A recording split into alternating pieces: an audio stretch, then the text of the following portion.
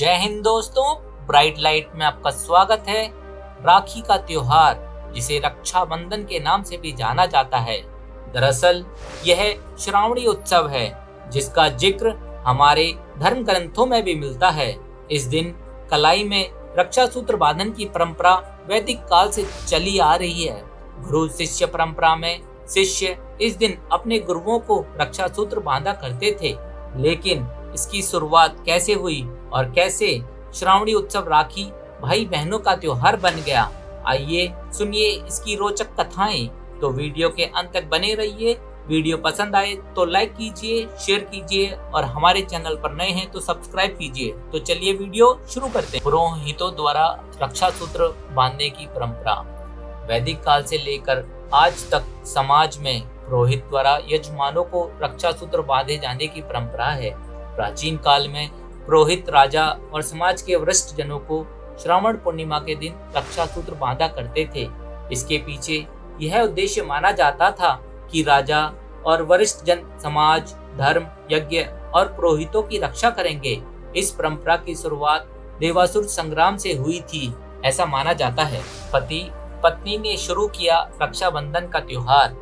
भविष्य पुराण में उल्लेख मिलता है कि सतयुग में वृत्रासुर नाम का एक असुर हुआ।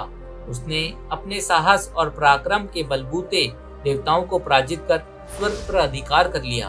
वृत्रासुर को यह वरदान था कि वह किसी भी अस्त्र शस्त्र से पराजित नहीं होगा। इसके चलते देवराज इंद्र उससे बार बार हार जाते थे। तभी महिषी दधीचि ने अपने शरीर का परित्याग किया और उनकी हड्डियों से इंद्र का अस्त्र वज्र बनाया गया।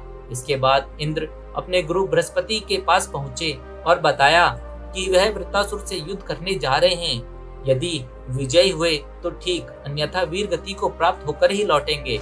इन सारी बातों को सुनकर देवराज की पत्नी देवी सची ने अपने तपोबल से अभिमंत्रित करके एक रक्षा सूत्र बनाया और उसे देवराज इंद्र की कलाई पर बांध दिया। जिस दिन सची ने इंद्र की कलाई पर रक्षा सूत्र बांधा था, वह श्रावण मास की पूर्णिमा का दिन था। देवराज विजयी हुए और उन्होंने यह वरदान दिया कि इस दिन जो भी व्यक्ति रक्षा सूत्र बांधेगा वे दीर्घायु और विजयी होगा। इसके बाद से रक्षा सूत्र बांधने की परंपरा शुरू हुई। द्रौपदी और श्री कृष्ण का रक्षाबंधन। महाभारत काल में द्रौपदी और श्री कृष्ण को लेकर भी एक कथा मिलती है। इंद्रप्रस्थ में शिशुपाल का वध करने के लिए भगवान श्री कृष्ण ने सुदर्शन चक्र चलाया। चक्र से भगवान की उंगली थोड़ी कट गई और खून आ गया। द्रौपदी ने तुरंत अपनी साड़ी का पल्लू फाड़कर भगवान की उंगली पर लपेट दिया।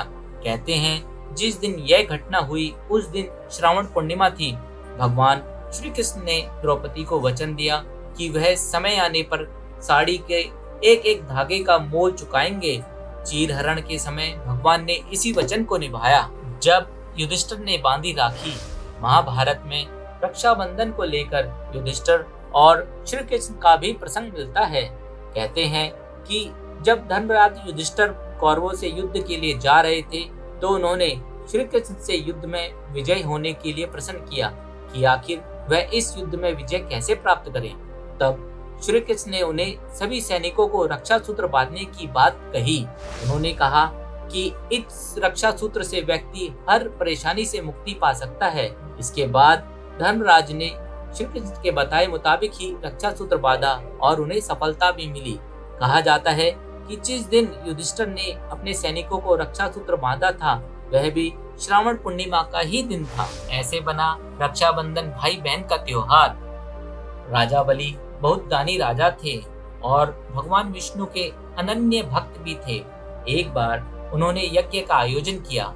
इसी दौरान उनकी परीक्षा लेने के लिए भगवान विष्णु वामना अवतार लेकर आए और दान में राजा बलि से 3 पग भूमि देने के लिए कहा, लेकिन उन्होंने 2 पग में ही पूरी पृथ्वी और आकाश नाप लिया।